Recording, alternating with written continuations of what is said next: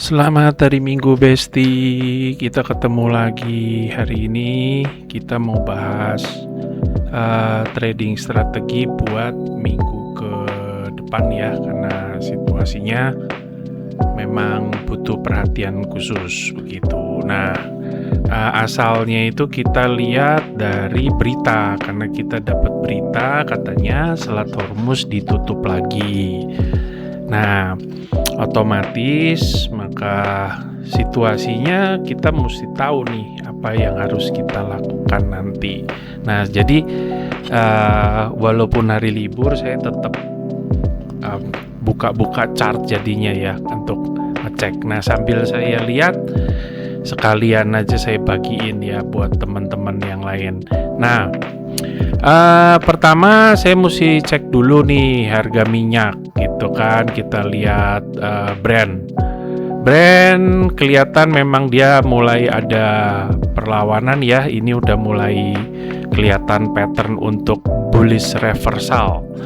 Nah, target terdekat karena di sini ada gap ya, mungkin ke area sekitar $79.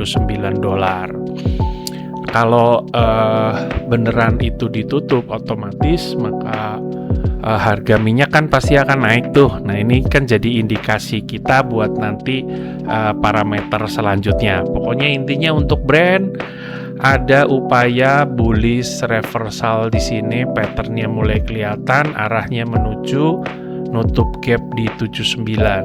Kalau misalnya nanti ini bisa tercapai, nanti akan ada gap lagi di sekitar $83 ya. Jadi nanti saya rasa kalau memang betul-betul Hormuznya ditutup, waspada karena harga minyak bakalan naik nih teman-teman. Oke. Nah, ini yang Brent. Coba saya lihat lagi buat crude.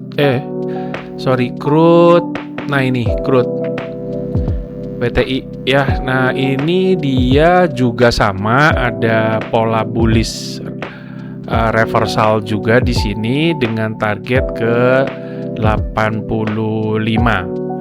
Nah, ini juga berarti menunjukkan bahwa memang betul harga minyak ada kenaikan karena situasi Timur Tengah bisa jadi memanas lagi. Nah, dampaknya apa ke bursa saham ya, pasti nanti akan berdampak. Jadi kita mesti hati-hati nih di sini, belum bisa jor-joran juga karena lihat situasi di Timur Tengah katanya masih ada pembicaraan antara US sama Iran. Ya, jadi kalau misalnya nanti ini pembicaraannya nggak berhasil kayak waktu itu ya, bisa jadi nanti harga minyaknya naik terus. Nah, itu yang bikin jadi IHSG kelihatan berat gitu nantinya. Oke, itu dari harga minyak. Terus kalau begitu hubungannya ke US bond ya. US bond kalau saya lihat chartnya sih dia arahnya memang turun, dia bearish.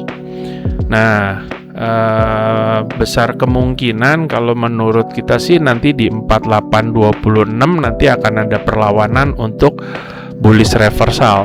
Jadi dia akan turun dulu baru nanti kemudian naik. Kalau lihat chartnya sih begitu ya teman-teman ya. Artinya ini kan tidak 100% benar, tapi ini kita lihat berdasarkan indikasi-indikasi yang ditunjukkan sama chartnya gitu.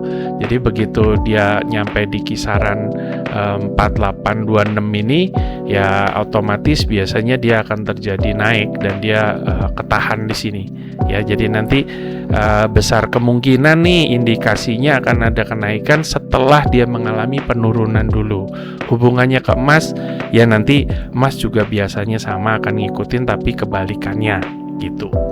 Oke, jadi US bond kita udah tahu ya arahnya begitu. Terus kemudian dari dolar DXY setelah kemarin berhasil menembus level resisten yang ada di 100 ribuan ini kan tembus ya, break. Nah, memang dia ada perlawanan turun, cuman kemungkinan bisa jadi ini cuma diambil liquidity terus kemudian dia turun, atau dia akan terus melanjutkan naik ke posisi 101,9 atau 102 lah gitu ya teman-teman ya.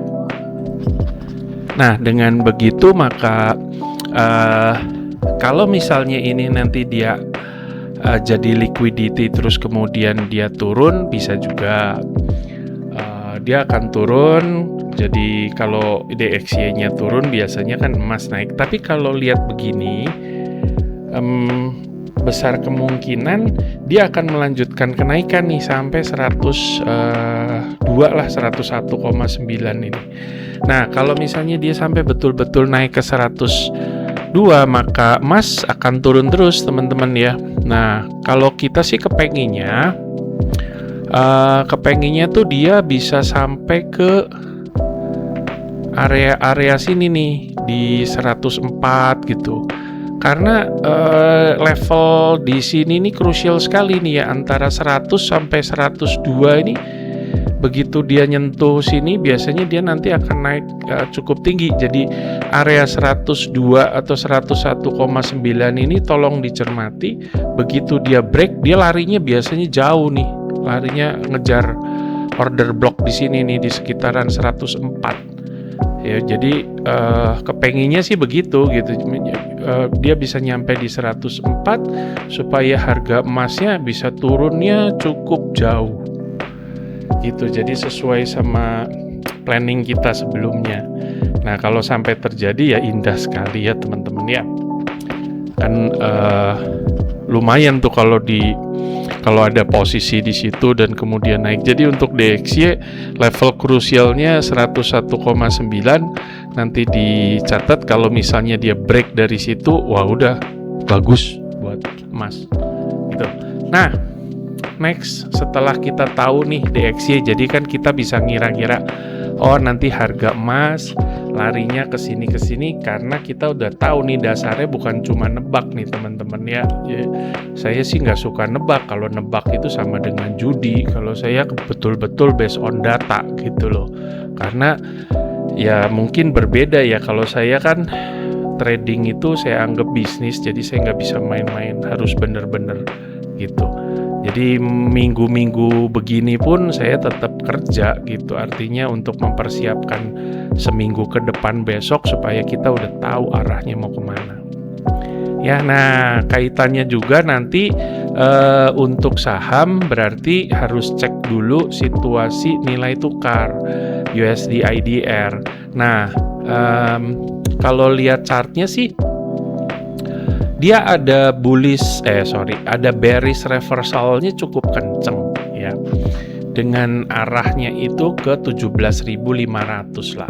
Karena di sini kan dia ada gap tuh yang belum ketutup. Ya udah dia akan turun sampai 17.500. Itu aja sih sebenarnya buat market cukup bagus ya, artinya dampaknya gitu, karena market kita jadi punya sentimen positif lagi, atau syukur-syukur bisa sampai 17.400.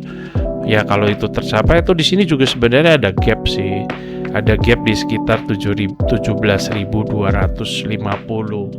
Ya kalau itu tercapai, IHSG kita pasti akan punya tenaga untuk naik, sentimennya positif dan dia punya power gitu untuk nanjak lagi.